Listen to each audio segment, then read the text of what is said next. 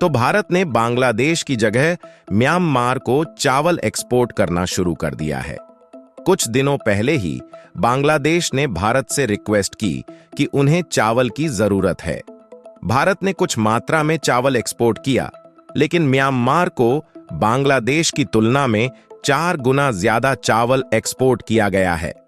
आपके हिसाब से भारत सरकार का यह कदम सही है या फिर नहीं? यस और नो के साथ कमेंट में आंसर जरूर कीजिए। वीडियो को पूरा जरूर देखें, लाइक करें और चैनल को सब्सक्राइब जरूर करें। भारत ने एक बार फिर अपनी पड़ोसी प्रथम नीति और मानवीय दायित्वों का उदाहरण पेश करते हुए म्यांमार को 2200 मीट्रिक टन चावल की आपूर्ति का बड़ा अभियान शुरू किया है। इस मानवीय सहायता का मुख्य उद्देश्य म्यांमार में खाद्य संकट से जूझ रहे लोगों की मदद करना और वहां स्थिरता लाने के प्रयासों को मजबूती प्रदान करना है। यह पहल भारत के म्यांमार के साथ ऐतिहासिक और सांस्कृतिक संबंधों को और गहरा करने की दिशा में एक महत्वपूर्ण कदम है। म्यांमार, जो वर्तमान में राजनीतिक अशांति और आर्थिक संकट का सामना कर रहा है, खाद्य और मूलभूत संसाधनों की गंभीर कमी से जूझ रहा है।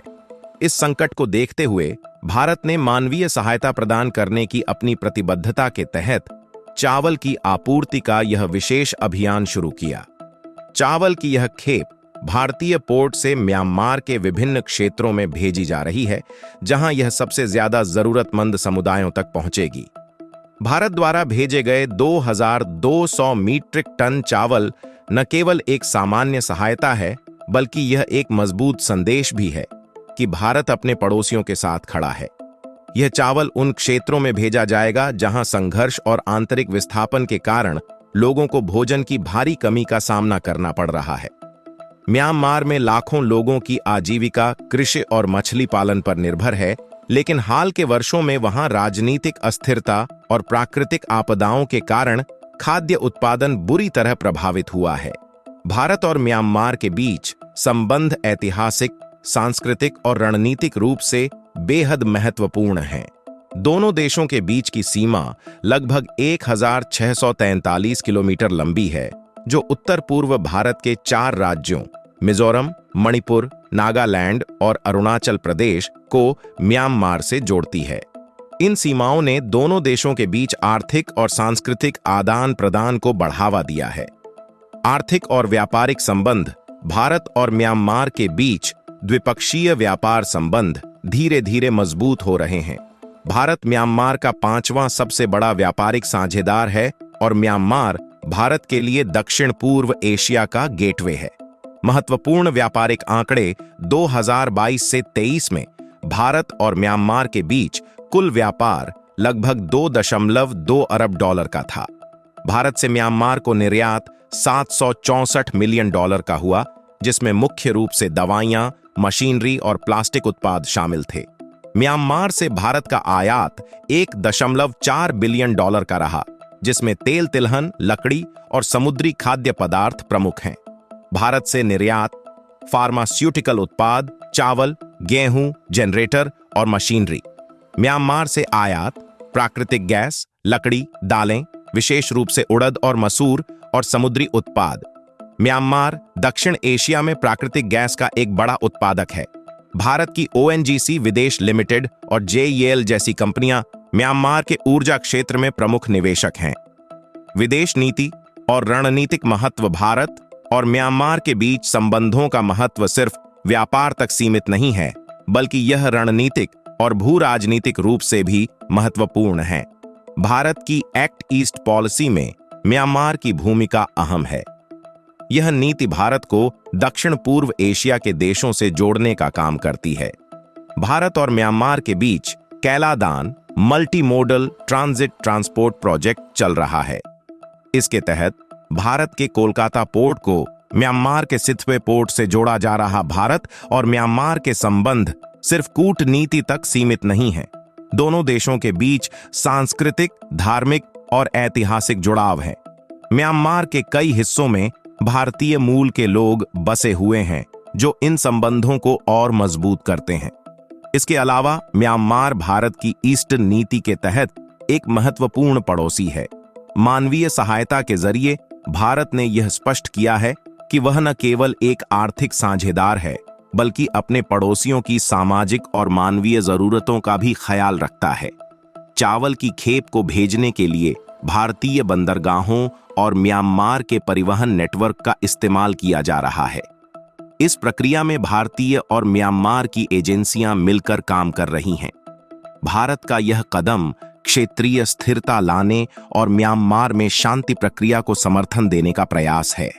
यह मानवीय सहायता भारत की अंतर्राष्ट्रीय छवि को और मजबूत करती है। ऐसे समय में जब म्यांमार को अंतर्राष्ट्रीय प्रतिबंधों और सहायता में कटौती का सामना करना पड़ रहा है, भारत का यह कदम वैश्विक स्तर पर उसकी उदार और मानवीय छवि को उजागर करता है। यह न केवल भारत के लिए कूटनीतिक लाभकारी है, बल्कि वैश्विक मानवीय प्रयासों में भारत की भागीदारी को भी दर्शाता है। भारत ने म्यांमार को केवल खाद्य सामग्री ही नहीं, बल्कि दवाइयां, चिकित्सा उपकरण और अन्य आवश्यक वस्तुएं भी प्रदान की हैं। यह भारत की व्यापक मानवीय नीति का हिस्सा है, जो उसे क्षेत्रीय सहयोग का अग्रणी भागीदार बनाती है। भारत का यह कदम यह संकेत देता है कि भविष्य में वह म्यांमार के साथ और भी गहरे सहयोग की योजना बना रहा है। भारत की एक्ट ईस्ट नीति के तहत म्यांमार एक महत्वपूर्ण कड़ी है और ऐसे में यह मानवीय सहायता दोनों देशों के बीच विश्वास और सहयोग को और मजबूत करेगी। म्यांमार के एक जातीय सशस्त्र समूह ने बांग्लादेश की सीमा से लगे एक प्रमुख क्षेत्र पर पूरी तरह से कब्जा कर लिया है। यही नहीं, बांग्लादेश की कोई छोटी मोटी सीमा नहीं, बल्कि 271 किलोमीटर 168 मील लंबी सीमा पर पूर्ण नियंत्रण हुआ है। एपी एजेंसी में छपी एक रिपोर्ट के मुताबिक म्यांमार की सेना से लड़ने वाले सबसे शक्तिशाली जातीय अल्पसंख्यक सशस्त्र समूहों में से एक ने रणनीतिक पश्चिमी शहर मोंगडो में अंतिम सेना चौकी पर कब्जा करने का दावा किया है, जिससे बांग्लादेश के साथ 57 किलोमीटर अरसे मील लंबी सीमा पर पूर्ण नियंत्रण प्राप्त हो गया है। अराकान सेना द्वारा कब्जा करने से समूह का रखाइन राज्य के उत्तरी भाग पर नियंत्रण पूरा हो गया है। रोहिंग्या खौफ में अराकान सेना द्वारा रखाइन राज्य पर कब्जा करने और बांग्लादेश के साथ 271 किलोमीटर लंबी म्यांमार सीमा पर पूर्ण नियंत्रण की खबरों के बीच कॉक्स बाजार में स्थानीय लोग और रोहिंग्या डरे हुए हैं। सुरक्षा चिंताओं के कारण टेकनाफ उपजिला प्रशासन ने कल नाफ नदी पर यातायात पर प्रतिबंध लगा दिया, जो टेकनाफ और म्यांमार क्षेत्र के बीच बहती है। अराकान आर्मी ने किया कब्जा। अराकान आर्मी ए द्वारा मंगलवार देर रात जारी एक बयान में कहा गया कि समूह ने रविवार से मोंगडो के पूरे क्षेत्र पर पूरी तरह से नियंत्रण कर लिया है। एक ऐसा जिला जहां पिछली जनगणना के अनुसार 1,10,000 से अधिक लोग रहते हैं।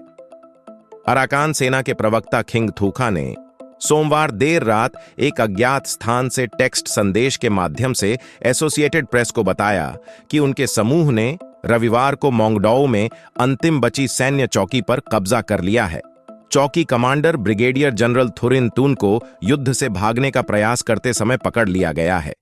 अब अगला क्या है? टारगेट मोंगडो में स्थिति की स्वतंत्र रूप से पुष्टि नहीं की जा सकी, क्योंकि क्षेत्र में इंटरनेट और मोबाइल फोन सेवाओं तक पहुंच अधिकांशतः कटी हुई है। म्यांमार की सैन्य सरकार ने तुरंत कोई टिप्पणी नहीं की। म्यांमार के दूसरे सबसे बड़े शहर मांडले से लगभग 400 किलोमीटर 250 मील दक्षिण पश्चिम में स्थित मोंगडो जून से अराकान सेना के हमले का लक्ष्य रहा है।